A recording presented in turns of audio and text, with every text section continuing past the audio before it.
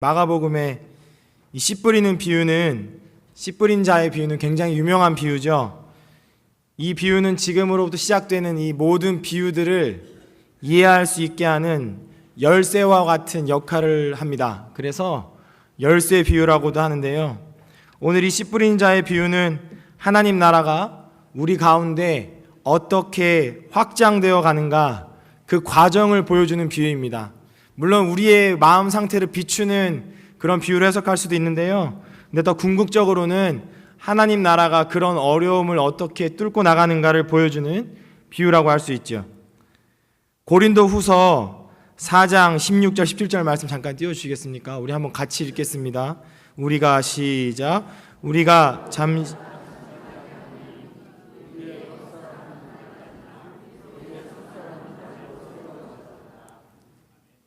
네, 4장 맞죠? 죄송합니다. 제가 읽으려 보는 부분은 우리가 잠시 받는 환난에 경한 것이 지극히 크고 영원한 영광에 중한 것을 우리에게 이루게 함이니 우리가 주목하는 것은 보이는 것이 아니요 보이지 않는 것이니 보이는 것은 잠깐이요 보이지 않는 것은 영원함이라. 제가 절수를 잘못 알려드려 봅니다. 그러니까 중요한 핵심은 지금 지나는 과정이 어렵지만 앞으로 누릴 영광과 비교하면 그렇게 크지 않다는 거죠. 이 비유가 있기 전에 마가복음 3장에서 예수님께서 누명을 쓰셨죠. 바알세불이 집혔다, 귀신 들렸다고 누명 쓰셨습니다. 그래서 바리새인과 서기관들이 이런 터무니없는 태도로 공격을 했는데, 이때 예수님께서 이런 궁금증들, 제자들로서 의문이 생길 거 아니에요. 예수님께서 병자들 고치시고 하나님 나라 복음을 선포하시는데 왜 이렇게 반대하는 사람들이 많고 무관심한 사람들이 많을까? 그래서 다시 말씀드리지만 이 비유를 우리가 바로 이해하면 하나님 나라가 이런 어려운 과정을 어떻게 꿰뚫고 진행하는가를 이해할 수 있습니다. 먼저 우리가 생각할 점은 하나님 나라의 진행이 어렵다는 것입니다. 쉽지 않다는 거죠. 그래서 그 세 가지 어려움이 나오는데 첫 번째가 어떤 어려움이에요? 길가에 떨어진 씨죠. 우리가 잘 아는 것처럼 이 길가에 떨어진 씨를 먹는 이 새들을 예수께서는 나중에 사탄이라고 설명하시거든요. 악한 사단이 우리의 심령에, 가정에, 교회의 말씀이 뿌려질 때 그냥 두지 않는다는 거예요. 분명히 주적이 있다는 겁니다. 대적하고 있다는 거예요. 교묘하게 하고 집요하게 하죠. 그러므로 우리가 이것을 인식하고 있어야 이길 수 있고 이 기도를 할 수 있죠. 지피지기면 백전백승이라고 했는데 너무 사탄에 대해서 무서워하는 것도 문제예요. 예수님에 비하면 사단은 대적할 존재가 못 되거든요. 우는 사자와 같이 울 수는 있어도 예수께서 결박하셨기 때문에 그렇게 두려워할 존재는 아니지만, 그렇다고 해서 우리가 아예 무시한다고 하면 이것도 잘못된 태도거든요. 두 번째 어려움은, 그 사단이 주는 어려움은 외부적인 요인으로 인해서 포기하게 만드는 것입니다. 돌밭에 떨어진 씨죠. 이 씨는 싹이 나왔지만 해가 돋았을 때 말라 죽습니다. 왜냐하면 사막의 뜨거운 바람과 이 돌 때문에 뿌리를 깊이 못 내려서 잠깐은 기쁨으로 말씀을 받았는데 그 말씀을 믿고 그 살려고 할 때 환난과 핍박이 따라오죠. 우리가 항상 말씀을 듣고 은혜 받으면 그 반대 상황이 펼쳐질 때가 많잖아요. 그래서 이 성경을 많이 아는 것, 혹은 직분을 받은 것, 혹은 설교를 잘하는 것, 이런 것들을 보면 우리가 믿음이 좋다고 생각할 수 있고 그런 근거가 될 수도 있지만, 요즘 생각하는 것은 성경을 많이 아는 것이 모르는 것보다 훨씬 유익하지요. 직분을 받는 것도 하나님 앞에 정말 영광스러운 일이고 직분을 받기 전보다 믿음 생활, 봉사 생활에 더 힘쓰게 될 수 있습니다. 설교를 잘 준비해서 전하는 것도 쉬운 일이 아닌데, 오늘 말씀을 이렇게 생각해 보니까요, 이런 일들만큼이나 중요한 것은 내가 정말 주님의 말씀대로 살고 있는가 하는 문제인 거죠. 한마디로 신앙에 실력이 있는가, 이 말씀을 드리는 거예요. 믿음에 실력이 있는가, 정말 어떤 상황 속에서도 하나님께 감사할 수 있는 실력이 있는가, 내가 하고 싶지 않아도 순종할 수 있는, 순종하고 있는 그런 실력이 있는가. 오늘 남은 자의 특징이 뭐예요? 하나님을 의지하고 하나님께 돌아오고 선을 행하는 사람이 남은 자라고 설명해 주셨죠. 내 주변의 사람들에게 아낌없이 사랑과 선을 베풀며 살고 있는가. 근데 여기서 말씀드렸죠. 첫 번째 어려움은 사단의 대적이고요. 두 번째 어려움은 외부의 환경으로 인해서 포기하는 거예요. 어려움이 닥쳐오더라도 이 방금 말씀드린 하나님을 의지하고 하나님께 돌아오고 선을 행하는 일을 포기하지 않으시기를 주님의 이름으로 축복합니다. 끝까지 가야 되는 거죠. 목표까지 가야 되는 거예요. 가다가 안 가면 못하다 그러잖아요. 끝까지 가야 되는 거죠. 오늘 본문과 평행 본문인 누가복음에는 이 좋은 땅에 있다는 것은 그럼 무엇인가? 예수님의 가장 자세한 설명이 누가복음에 기록되어 있거든요. 우리 누가복음 8장 15절을 같이 읽겠습니다. 좋은 땅에, 시작. 좋은 땅에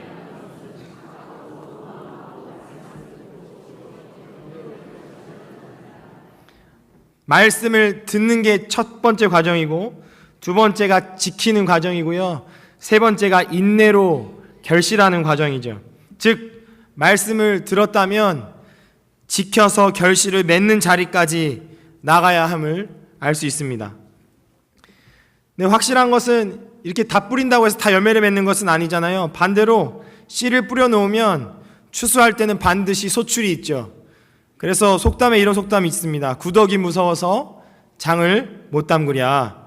어떤 일을 진행하든 리스크는 있게 마련인데 그런 리스크들이 전혀 없이 할 수 있는 일들만 하겠다 하는 것은 주님 앞에서 어떤 면에서 어리석고 게으른 일이라고 할 수 있죠. 마지막으로 세 번째 어려움은 가시밭에 떨어진 씨입니다. 마음이 나뉜 거지요. 주님을 향해서 한 마음이 아니라 여러 가지 분주함으로 인해서 마음이 나누어지는 이 어려움으로 인해서 하나님 나라의 이 씨앗이 제대로 결실하지 못하는 경우가 있다는 거예요. 염려, 유혹, 욕심, 이건 우리 안에 있는 거죠. 아까 밖에 있는 건 우리가 말씀대로 살려고 할 때 이 주변 관계나 뭐 재정적인 부분이나 건강의 부분이 있다고 하면 이제는 우리 안에 내면의 문제에 있어서 어려움이 있을 때 제대로 말씀을 듣지 못하고 말씀대로 살지 못한다는 거예요. 성도 여러분도 지금 마음 안에 여러 가지 근심과 걱정이 있을 수 있습니다. 그리고 세상에 살아가면서 재물의 유혹이 있을 때가 있죠. 아수르와 같은 두려움이 있을 때가 있죠. 하나님 믿지 못하고 여전히 근심하고 재물을 비롯한 세상사에 대한 관심이 클 때 어떻게 돼요? 말씀을 제대로 듣지 못합니다. 듣기는 들어도 내 마음대로 해석하게 되죠. 왜 그렇다고요? 마음이 나뉘어서 그래요. 우리가 대화할 때도 상대방 말을 정말 마음을 다해 들어야 그 깊은 의중까지 깨달을 수 있는데 그냥 겉으로만 들으면 피상적인 대화밖에 안 되죠. 솔로몬이 그랬습니다. 세상적으로는 크게 인정받는 왕이었지만 하나님보다 점점점 세상 일에 관심을 두다가 하나님에 대한 마음을 떠났죠. 세상 일에 대해서는 정말 여러 분야에서 박학다식한 왕이었지만 하나님보다는 세상 일에 너무 가지를 치다가 정작 하나님 뜻대로 인생을 살지 못하고 내가 인생을 낭비했습니다. 내가 헛살았습니다. 나중에 고백하는 왕이 돼버렸거든요. 지금도 이런 사람들이 많죠. 우리 각자도 때로는 이렇게 하나님보다는 마음이 나뉜 채로 살 때가 많은데요. 그 담임 목사님께서 신학교 다니실 때는 교수님들이 꼭 말씀하셨대요. 전도사님들 세 가지나 하지 마십시오. 바둑, 낚시, 당구. 이 당구 치면은 설교 시간에 우스갯소리로 성도님들 머리가 이렇게 당구공으로 보인다잖아요. 그러니까 마음이 나뉘는 거죠. 집중이 잘 안 되는 거예요. 삶을 단순하게 가질 필요가 있는 거죠. 정말 중요한 일에 집중할 수 있도록 삶을 정리하는 일이 필요한 겁니다. 자녀를 키우는 일들이 지금은 힘들지만 나중에 이들이 자라서 청년이 되고 성인이 되면 어떻게 돼요? 이 나라의 기둥 같은 일꾼들이 되잖아요. 그걸 믿기 때문에 기쁨과 소망을 가지고 일하죠. 이 농사를 짓는 것도 마찬가지입니다. 이런 리스크들이 있지만 소망이 있기 때문에, 수확의 소망이 있기 때문에 땀을 흘릴 수 있는 거예요. 씨 뿌리는 비유가 하나님 나라의 그 확장되는 과정을 설명한다고 말씀드렸는데 그 과정 가운데는 어려움이 있다고 세 가지 어려움 말씀드렸습니다. 사단의 대적과 외부의 압박과 우리 안에 있는 이 나뉜 마음 때문에 어려움을 겪는데 오늘 가장 중요한 그 명제가 있습니다. 한번 저를 따라 주시기 바랍니다. 하나님 나라의 나중은 창대합니다. 믿으시면 아멘 하시기 바랍니다. 이 소망이 있을 때 우리가 절제할 수 있고요.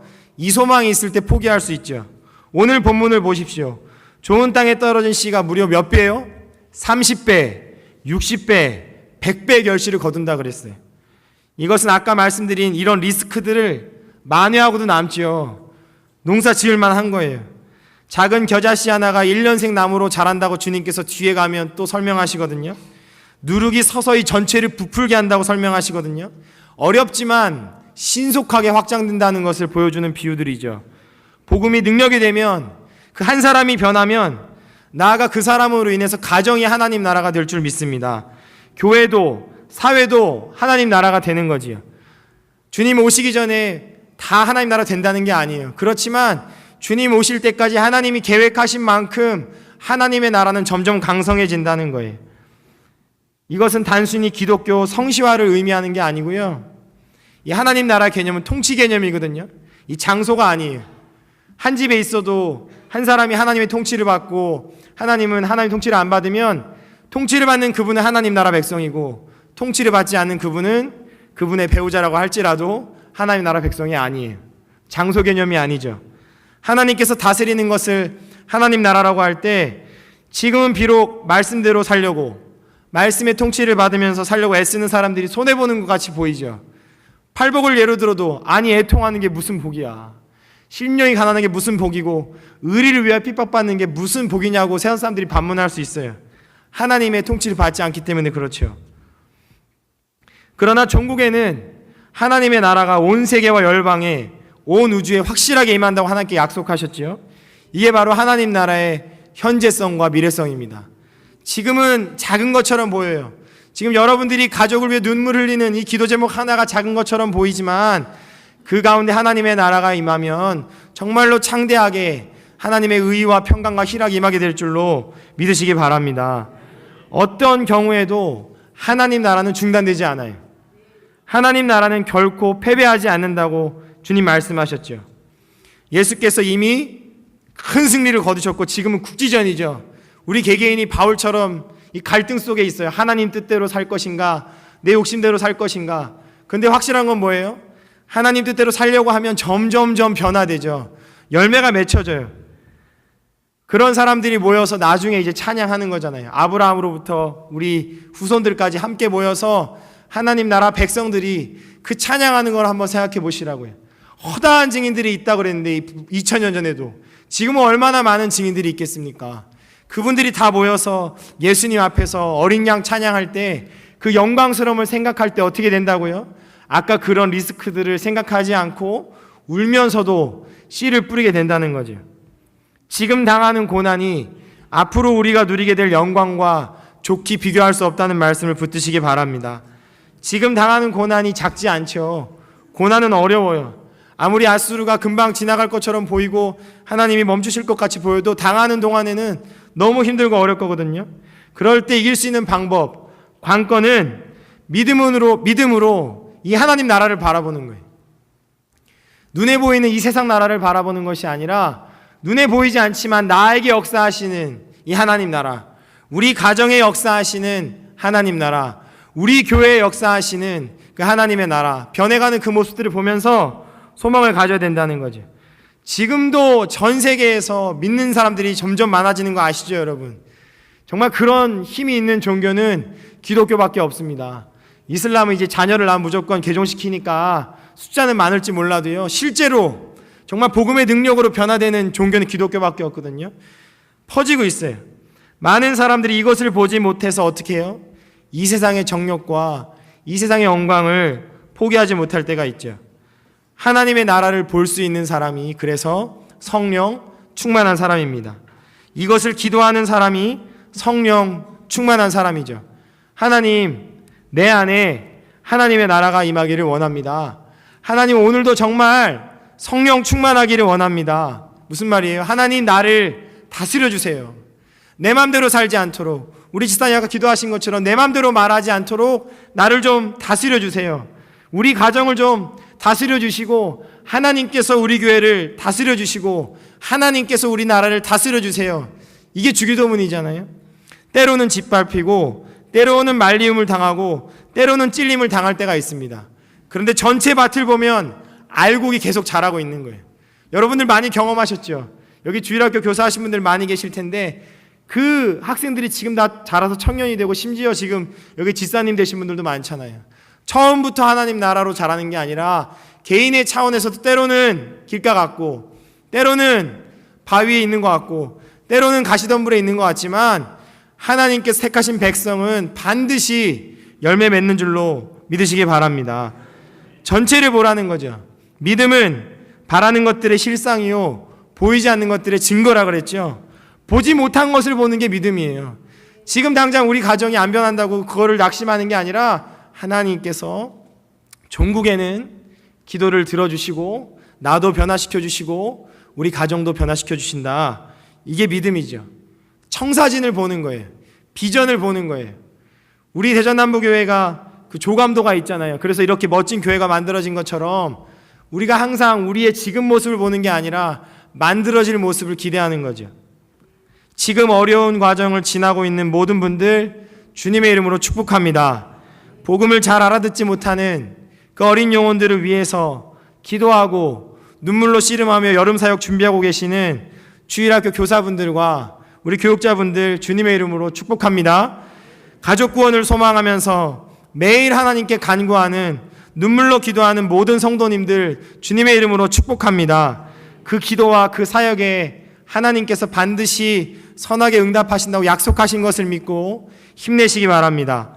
그러면 하나님 나라가 어려움은 있지만 반드시 창대하게 될 건데 아직 창대하지 않잖아요. 물론 지금도 엄청나게 창대해졌어요. 예수님 시대에 비하면 엄청나게 창대해졌지만 또 주님께서는 이 시대에 우리에게 주신 그림이 있거든요. 지금은 미미한 것처럼 보이는데 이때 우리가 어떻게 살아야 할 것인가. 이번 주 초에요, 담임 목사님과 함께 전국 미자립교회 목회자 부부 수련회를 다녀왔습니다. 가서 은혜 가운데 수련회를 마쳤고요. 돌아오는 길에는 담임 목사님 모시고 차를 타고 대전으로 오는데 수련회 때보다 저는 개인적으로 더 큰 은혜를 받았습니다. 담임 목사님과 대화하는 가운데 그 나누었던 내용인데 이 내용이 너무 좋아서 목사님께 허락을 맡아서 성도 여러분들께도 같이 공유해 드리려고 해요. 여러분 궁금하시죠? 별로 안 궁금하시면 제가 다른 걸로 넘어가겠습니다. 담임 목사님께서 이제 황승희 목사님이랑 같이 이렇게 사역을 하신 적이 있잖아요. 그때부터 지금까지 이제 쭉 사역을 하시면 저명한 분들, 사회에서 정말 이렇게 최선을 다하는 분들을 많이 만나게 되시는데 또 신앙적으로도 정말 훌륭한 분들을 많이 만나게 되시는데 그분들을 만날 때마다 그분들에게는 나타나는 특징, 그 코드라고 표현하셨었는데 특징이라고 저는 말씀드리겠습니다. 특징이 있더래요. 그분들 사이에서만 통하는, 만나면 느껴지는 그게 뭐냐? 분명한 목표, 분명한 원칙 가운데 살아가시더라는 거예요. 자기 자신이 지금 여기에서 무엇을 해야 할지 분명히 알고 살아가더라는 거예요. 그것을 행하며 살아간다는 얘기죠. 여러분 이것을 알고 모르고가 얼마나 큰 차이인지 가늠이 되십니까? 저는 확 와닿더라고요. 한마디로 깨어서 살아가는 거죠. 그냥 사는 모습대로 살아가는 게 아니라 지금 여기에서 하나님께서 원하시는 것이 무엇인가 그 영민함을 가지고 살아간다는 거예요. 지금 하나님께서 저와 여러분을 이곳에 보내셨을 때 하나님께 영광 돌릴 수 있는 방법이 뭔가, 하나님을 기쁘시게 할 수 있는 방법이 뭔가 깨어서 살아간다는 거죠. 그러면서 뭐라고 저한테 말씀하시냐면 이 목사님이 지금 그렇게 살아야 되는 때이기 때문에 내가 이 말씀을 드립니다 말씀하시더라고요. 그래서 마음에 큰 울림이 있었습니다. 그렇지, 내가 지금 40인데 지금 그렇게 살지 않으면 정말 담임 목사님 말씀대로 시간이 훅 가버리겠구나, 깨어서 살아야겠구나 생각이 들었어요. 그래서 다음날 바로 사무실에 있는 제 자리부터 하루 종일 치웠습니다. 버릴 건 싹 버리고 마음을 새롭게 했어요. 그리고 계속 그 부분을 생각하고 있습니다. 김 전사님 막 물어보더라고요. 목사님 도대체 왜 그러세요? 왜 이렇게 막 치우고 그러세요? 그러는데 말씀을 묵상하고 나누는 일에 정말 우선순위를 두려고 하고 이를 위해 기도하고 있어요. 그리고 하나님께서 내게 맡겨주신 일에 최선을 다하겠다고 생각을 했죠.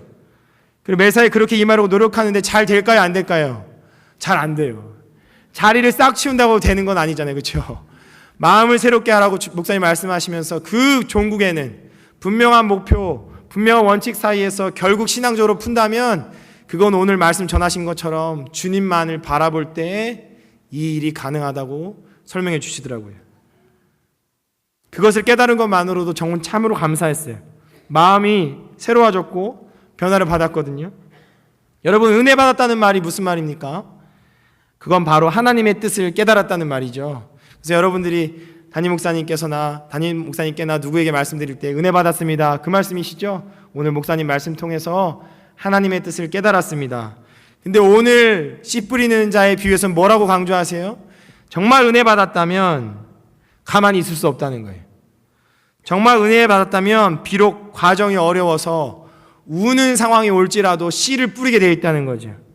은혜의 바다로 뛰어들게 되어 있다는 거예요. 얕은 물가에서 계속 머물면서 나는 여기가 좋아요, 더 이상 가지 않을 거예요, 이렇게 얕은 물가에 사는 게 아니라 주님을 믿고 그 깊은 바다로 뛰어든다는 거죠. 우리가 말씀 한 구절을 찾아서 읽겠습니다. 빌립보서 1장 6절 한번 찾아서 읽겠습니다.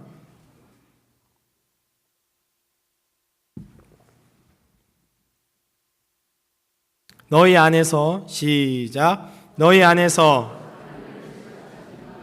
그리스도 예수의 날까지 이루실 줄을 우리는 확신하노라. 할렐루야. 착한 일을 시작하신 이가 이루시는 거예요. 착한 일을 시작하신 분은 하나님이시고 우리가 이루는 게 아니고요. 물론 아까 하나님 나라의 현재성과 미래성 말씀드려서 하나님 나라가 임하고자 할 때 우리가 해야 할 일이 있지만 정말 다 하나님께서 하시는 겁니다. 하나님의 은혜 안에서 씨를 뿌리는 자가 씨를 뿌리지 않았다면 누가 복음을 들을 수 있었겠어요? 예수께서 오셔서 십자가를 지시지 않았으면 누가 구원을 논할 수가 있겠어요? 하나님이 다 하시는 거죠. 그래서 바울이 고백하잖아요. 나는 심었고 아볼로는 물을 주었으되 오직 하나님께서 자라나게 하셨나니 그런즉 심는 이나 물 주는 이는 아무것도 아니로되 오직 자라게 하시는 이는 하나님 뿐이시니라. 예수님께서 복음을 심었고 뿌렸는데요, 그 다음엔 제자들이 또 뿌리잖아요. 지금은 우리 모두가 지금 복음을 뿌리고 있잖아요. 근데 중요한 것은 자라게 하시는 분은 하나님이신 줄 믿으시기 바랍니다. 우리가 자라게 하는 게 아니죠. 이걸 생각하면 마음이 편해지는 거예요. 확신 가운데, 평강함 가운데 최선을 다할 수 있는 거죠. 자라게 하시는 하나님을 믿고 바라보시기 바랍니다. 하나님 나라가 임했고 점점 더 확장되고 있는데 이걸 믿음의 눈으로 바라보는 거예요. 누가 시작했느냐, 누가 마치느냐? 예수께서 하시는 거죠. 믿음의 주요 온전케 하시는 이인 예수를 바라보라. 이재철 목사님의 저서 중에 청년아 울더라도 뿌려야 한다, 이런 책이 있거든요. 정말 울더라도 여러분 포기하지 마시고 복음의 씨앗을 뿌리시기를, 전도하시기를 주님의 이름으로 축복합니다. 복음을 전할 때, 가족의 구원을 위해 기도할 때, 자신의 성화를 위해 기도할 때 쉽지 않아요. 근데 기억해야 되는 건 처음으로 돌아가는 거예요. 이 설교의 결론인데, 하나님 나라가 확장되고 그 가운데 어려움이 있지만 우리가 최선을 다해 살아가는데 그 최선을 다할 수 있는 힘은 하나님이 아니면 주실 수가 없어요. 하나님께 은혜를 구하는 게 진짜 실력인 것임을 믿으시기 바랍니다. 어려운 과정이 있지만 그 과정 속에서 우리가 하나님께 매달리게 되잖아요. 우리가 아프고 힘들 때 하나님께 매달리게 되잖아요. 그리고 성령 충만을 그때 구하게 되잖아요. 하나님께 약속하셨죠. 하나님께서 반드시 내가 은혜 주겠다, 반드시 도와주겠다 말씀하시는데 지금도 저와 여러분의 기도를 주님께서 기다리십니다. 갈라디아서 6장 9절 말씀을 한번 또 읽겠습니다. 우리가 선을 행하되, 갈라디아 6장 9절, 우리가, 시작,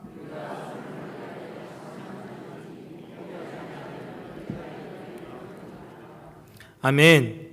저 이 말씀 준비하면서 저도 해답을 얻었어요. 예수님께서 복음을 선포하실 때 관심 있던 사람들, 목숨 걸고 따라오던 사람들, 혹은 무관심한 사람들, 배척하는 사람들이 있었는데 주일학교 사역하다 보면은 이 설교를, 혹은 선생님들이 이 공과를 알아들을 수 있을까? 또 선생님들도 또 모임에 말씀하세요. 이번 주 공과를 전했는데요, 애들이 영 반응이 없어요. 대답을 잘 안 해요. 잘 모르겠다고 합니다. 하면 저도 사람인지라 좀 힘 빠질 때가 있거든요. 근데 주님이 말씀하시잖아요. 잘하게 하는 분은 하나님이시니까 낙심하지 말고 끝까지 하라는 거예요. 끝까지. 울며 씨를 뿌리는 자는 반드시 기쁨으로 거둔다고 주님 약속하셨잖아요. 우리가 할 일은 뿌리는 거죠. 한 구절만 더 찾겠습니다. 마태복음 10장 22절 말씀. 마태복음 10장 22절. 또 너희가 시작.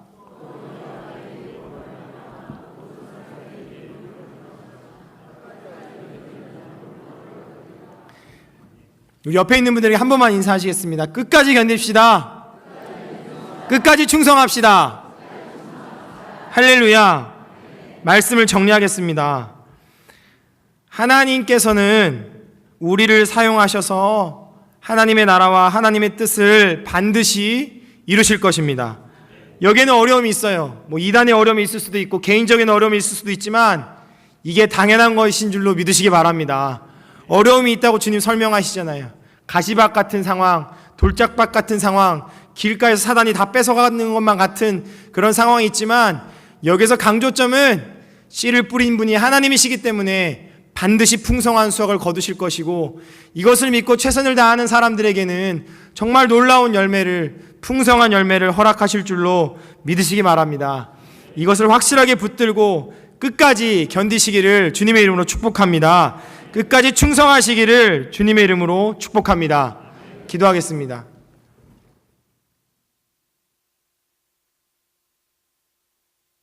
우리에게 복음을 깨닫게 하시고 구원해 주신 하나님, 주님께서 우리에게 복음을 알게 하시고 깨닫게 하셔서 이제는 주님의 백성이 되어 하나님 살아가고 있습니다.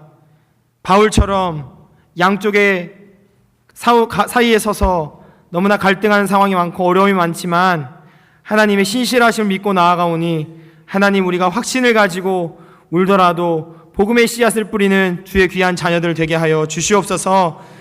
끝이 보이지 않는 것 같은 상황 속에서 포기하지 않게 하시고 정말 어렵고 눈물만 나는 상황 가운데서도 하나님의 신실하심을 믿고 하나님의 역사하심을 믿고 하나님께서 자라게 하시고 열매 맺게 하실 것을 믿고 주님께서 맡기신 일에 최선을 다해 감당하는 무익한 종들, 충성된 종들 되게 하여 주시옵소서.